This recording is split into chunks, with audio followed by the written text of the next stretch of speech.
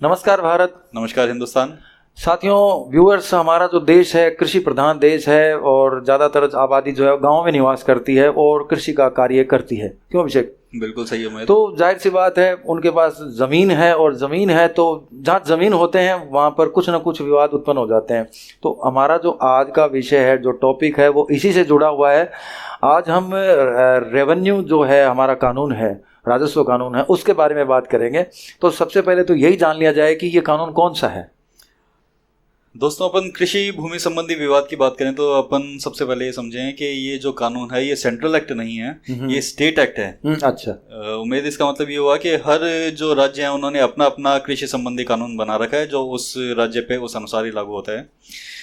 तो अपन राजस्थान के परिप्रेक्ष्य में अगर बात करें तो राजस्थान काश्तकारी अधिनियम दोस्तों बना हुआ है, एक लैंड रेवेन्यू एक्ट बना हुआ है। दो कानून जिसे एक तो कहते हैं अपन LR एक्ट लैंड रेवेन्यू को, और राजस्थान काश्तकारी अधिनियम है जिसे अपन कहते हैं राजस्थान टीनेंसी एक्ट। ये दो जो कानून है ये राज्य के जो कृषि संबंधी विवादों हैं उनको हैंडल करने के काम में आते हैं। तो पहला सवाल तो मैं यही पूछ लेता हूँ इससे जुड़ा हुआ कि जो कृषक होता है उसके नाम जो जमीन होती है, क्या वो उसका मालिक होता है? नहीं उम्मीद। कानून के हिसाब से, कानूनी बात अपन करें तो जो भी राज्य की कृषि भूमि है दोस्तों, उन सब का मालिक जो है वो राज्य सरकार होती है। और जो कृषक है या जो काश्तकार है या जो खेतिहर किसान है वो सिर्फ उसका टीनेंट होता है। इट मीन्स उसकी ओनरशिप जो है वो एक लिमिटेड होती है, वो उस पर काश्त कर सकता है और कोई कार्य उस पर नहीं कर सकता है। तो मालिक जो है वो स्टेट और काश्तकार जो है उसका टीनेंट होता है। तो साफ बात है कि हमारे पास काश्तकारी अधिकार हैं और हम उस पर काश्त कर सकते हैं। और अब अच्छी बात, इस जो काश्तकारी की ज़मीन किसी व्यक्ति के पास होती है तो उसका कौन सा दस्तावेज उसके पास होना चाहिए या होता है? दोस्तों, जो लैंड रिकॉर्ड्स हैं उनको डिफाइन करने के लिए सबसे जो प्राइमा फेसाई डॉक्यूमेंट है वो होता है जमाबंदी। ये एक तरह का राजस्व रिकॉर्ड है जिसके अंदर इस बात का अंकन होता है कि फला फला ज़मीन जो है। एक इम्पॉर्टेंट बात इसमें उससे पहले ये बताऊं कि जो भी राज्य की रेवेन्यू लैंड्स हैं, कृषि भूमियां हैं, उनको खुद को एक नाम दिया हुआ है, उनको खुद को एक नंबर दिया हुआ है जिसे अपन खसरा नंबर या खाता नंबर बोलते हैं दोस्तों। जैसे अपन बात करें कि फला स्टेट के अंदर, फला जिले के अंदर एक जमीन है जिसका है खसरा नंबर 411।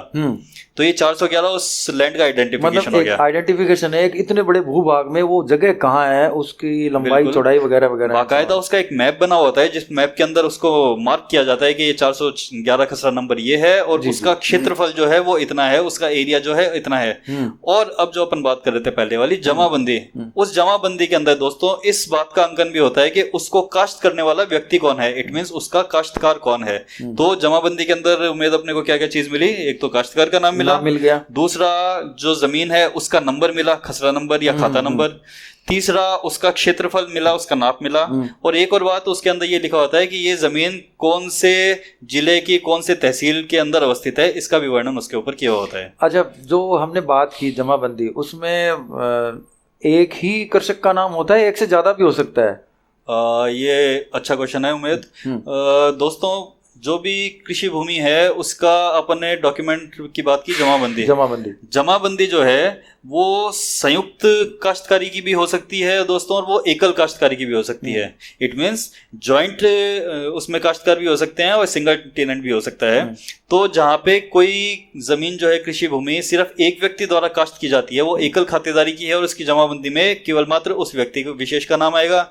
और जहाँ पे कोई जो लैंड है वो जॉइंट काश्तकारी की है वहाँ पे 2, 3, 4, 5, 6 कितने भी व्यक्ति हो सकते हैं, उन सब का नाम मेंशन होएगा और उसके आगे ये भी मेंशन होएगा कि फला व्यक्ति कितने हिस्से का उसमें हिस्सेदार है। हाँ, मतलब एक तरीके का विवरण है कि ये एक्स जो आदमी है इतनी जमीन का काश्त करने के लिए अधिकारी है। बिल्कुल। अच्छा, ये जो मिला है, जो टीनेंट है जिसको काश्तकारी जमीन मिली हुई है सरकार की तरफ से, उसे सरकार को कुछ देना भी पड़ता है, उसका किराया, इस टाइप से? जाहिर सी बातों में जब अपन कह रहे हैं कि अपन लैंड ओनर नहीं है, लैंड ओनर जो है, जो मालिक है वो स्टेट है और अपन उसके टेनेंट है, तो अपने को टेनेंसी अपनी जो काश्त करते हैं उसके लिए कुछ लगान भी देना पड़ता है, कुछ अमाउंट भी देना पड़ता है। वो जो अमाउंट है उसको रेवेन्यू के अंदर लगान कहा करते हैं और उसका बाकायदा मेंशन भी होता है उस जमाबंदी के अंदर। हाँ, तो इम्पोर्टेंट चीज़ हो गई लगान। लगान से कुछ हो सकता है दोस्तों को याद आ रहा हो जो तुम सोच रहे हो वैसे ही मुझे भी याद आ रहा है। कोई बात नहीं, याद करने के लिए आप स्वतंत्र हैं। अच्छा, ये जो हमने बात की है अभी इतनी सारी, जब जाहिर सी बात है इतनी चीज़ें होती हैं तो कानून में लिखी हुई हैं, इसके बावजूद भी कुछ ना कुछ जो है वो खेत पड़ोसियों के बीच में हो जाता है, वो होता है डिस्प्यूट। और इसको लेकर बहुत सारी सवाल पैदा हो जाते हैं, मुकदमे पैदा हो जाते हैं। उन्हीं के बारे में थोड़ी सी बात कर लीजिए। दोस्तों, जो अपन बात कर रहे हैं वो कृषि भूमि की बात कर रहे हैं। कृषि भूमि स्पेसिफिक वर्ड क्यों आया? क्योंकि लैंड के टाइप्स जो हैं वो अलग अलग हैं। ठीक है, तुम समझते हो उम्मीद कि अगर अपन कोई रिहायशी जमीन पे रह रहे हैं तो उसकी नेचर क्या है उस लैंड की? रेजिडेंशियल नेचर है। उसके ऊपर आप रिहाइश कर सकते हैं और कोई काम नहीं कर सकते। लीगल वे में बात कर रहे हैं अपन। दोस्तों, हमारे जो प्रोग्राम है उसमें लीगल बातें ही बताई जा रही हैं। बिल्कुल अपन वही बताने की कोशिश कर रहे हैं। एक जमीन है जहाँ पे आप दुकान करके बैठे हैं, आपका व्यवसाय चला रहे हैं, वो है व्यवसायिक कॉमर्शियल लैंड। और थर्ड, ये जो अपन बात कर रहे हैं कृषि भूमि, तो अपन कृषि भूमि की बात कर रहे हैं। फर्स्ट जो दो प्रॉपर्टीज थी उनका ऑनर जो है वो स्टेट नहीं होकर के कोई प्राइवेट पर्सन ही होता है, और इसके अंदर स्टेट ऑनर है, तो अपन उसको कुछ लगान दे रहे हैं।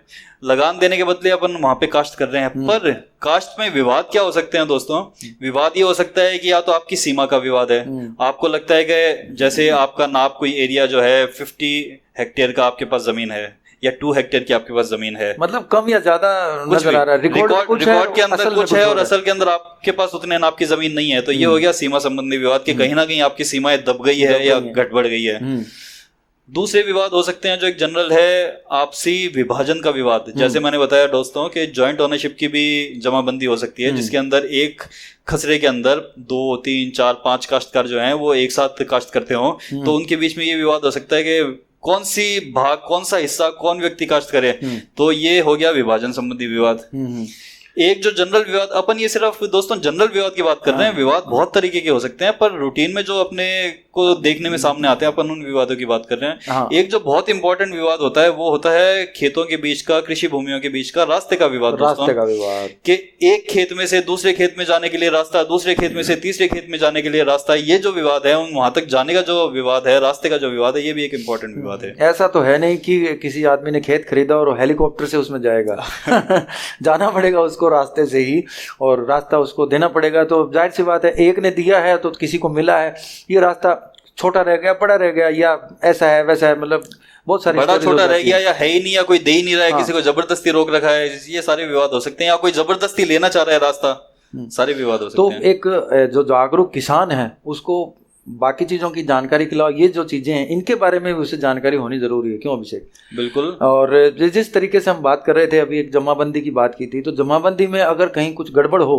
तो उसको ठीक करने के लिए भी हमारे पास कोई प्रोविजन है कानून में? बिल्कुल है। जो अपन विवाद कर रहे हैं उनमें से एक विवाद ये भी है दोस्तों कि अगर आपका जो रेवेन्यू रिकॉर्ड है, जिसे अपन जमाबंदी बोलते हैं, उसके अंदर भी कुछ गड़बड़ होगी, मान लीजिए आपका खसरा नंबर गलत चढ़ गया, मान लीजिए आपका खाता नंबर गलत चढ़ गया, मान लीजिए आपकी जमीन का क्षेत्रफल गलत चढ़ गया, तो इनको दुरुस्त करवाने के लिए भी रिकॉर्ड दुरुस्ती आप दावा कर सकते हैं कोर्ट में। तो ये भी एक तरह का रेवेन्यू विवाद ही है। इसमें एक और इंपॉर्टेंट बात उम्मीद, अपन बात कर रहे हैं विवादों की, तो ये समझना अपने लिए दोस्तों बहुत जरूरी है कि रेवेन्यू संबंधी जो भी विवाद है उनके लिए स्टेट ने अलग से रेवेन्यू कोर्ट्स खोल रखे हैं। ये महत्वपूर्ण अच्छी बात है। जैसे अपने सिविल कोर्ट्स हैं, क्रिमिनल कोर्ट्स हैं जो जुडिशरी का पार्ट है, वैसे ही रेवेन्यू कोर्ट्स भी हैं जो सिर्फ रेवेन्यू संबंधी विवाद सुनते हैं दोस्तों।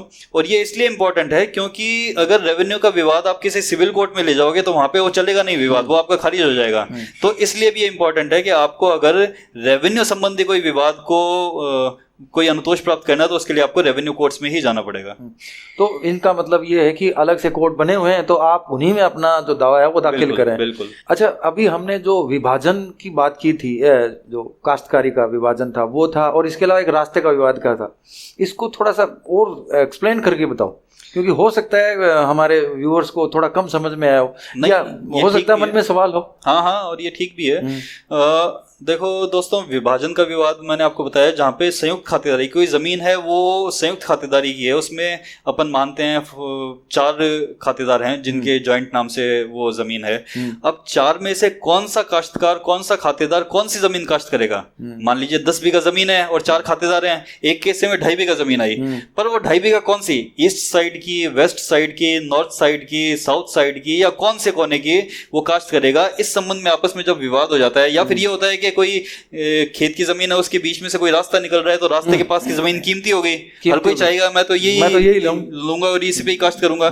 तो ऐसे संबंध में जब विवाद हो जाते हैं दोस्तों, तो कोर्ट में विभाजन का दावा किया जाता है, जिसके अंदर विभाजन के दावे के अंदर कोर्ट बाकायदा एक कमिश्नर अपॉइंट करता है, मौके पे भेजता है और 4 ऐसे विभाजन करता है जमीन के जिससे कि किसी को भी नुकसान नहीं हो, सब समान रूप से हिस्सेदार बने। उसके अंदर यह भी हो सकता है कि अगर किसी को कम जमीन मिल रही है तो वो कीमत उसकी ज्यादा हो सकती है, किसी को ज्यादा जमीन मिल रही है तो उसकी कीमत कम हो सकती है, या फिर चारों इक्वली मिल रही है जिसको कोई लाभ और हानि नहीं है, 4 इक्वल पार्टी कर दी है, तो ऐसा विभाजन करवा सकते हैं अपन कोर्ट से। और रास्ते संबंधी जो विवाद था डिटेल में, जैसे कि बोला था, रास्ते के बारे में क्या हो सकता है? रास्ते के बारे में दोस्तों विवाद ये हो सकता है कि देखिए जो भी जमीनें हैं वो एडजॉइनिंग है, ऐसे तो है नहीं कि जमीनें बिखरी हुई है, बीच बीच में रास्ते सब जगह कटे हुए हैं। हाँ। ये भी नहीं है कि हेलीकॉप्टर से आ रहे हो, बाकायदा अपने को अपने खेत में जाना है तो पड़ोसी के किसी खेत में से होकर के या पड़ोसी के किसी रास्ते में से होकर के जाना पड़ेगा। तो रास्ते के विवाद उत्पन्न कहाँ होते हैं दोस्तों?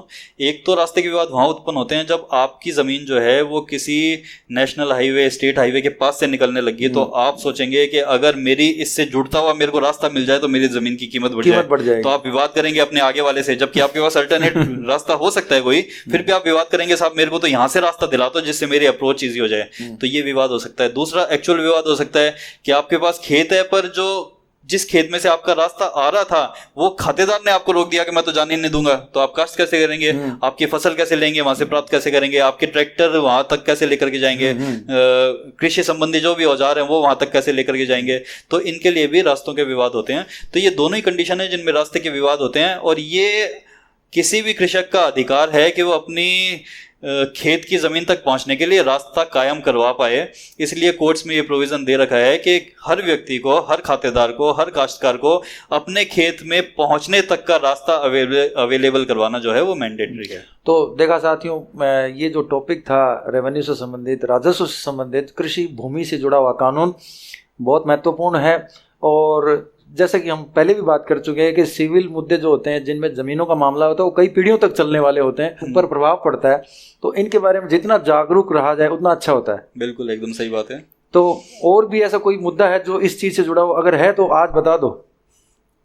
अपन ने मोटा मोटी दोस्तों जो मेन विवाद है उनके बारे में चर्चा कर ली, और तो ऐसे सैकड़ों विवाद हो सकते हैं जमीन से संबंधित जुड़े हुए। ये भी हो सकता है जैसे आपकी जो जमीन है वो थी तो कृषि भूमि पर नगर परिषद या पंचायत की सीमा में आ गई, उसका रूपांतरण करवाना पड़ता है, या फिर वो कृषि प्रयोजन के लिए नहीं रहती है। या फिर विवाद ये भी हो सकता है कि आजकल जमीनों की कीमतें जैसे जैसे बढ़ने लग गई वैसे वैसे लोग अपनी कृषि भूमियों में प्लॉटिंग करने लग गए, तो कृषि के लिए जो उपयोग मिली जाने वाली जमीन थी उसको अकृषि काम में लेने लग गए, तो उससे संबंधित भी विवाद हो जाते हैं। ऐसी संपत्ति जो है जिसको आप कृषि से अवैध तरीके से कृषि प्रयोजन में यूज में ले रहे हैं, सरकार उसको वापस कैप्चर कर सकती है। तो ये सारे के सारे विवाद हैं।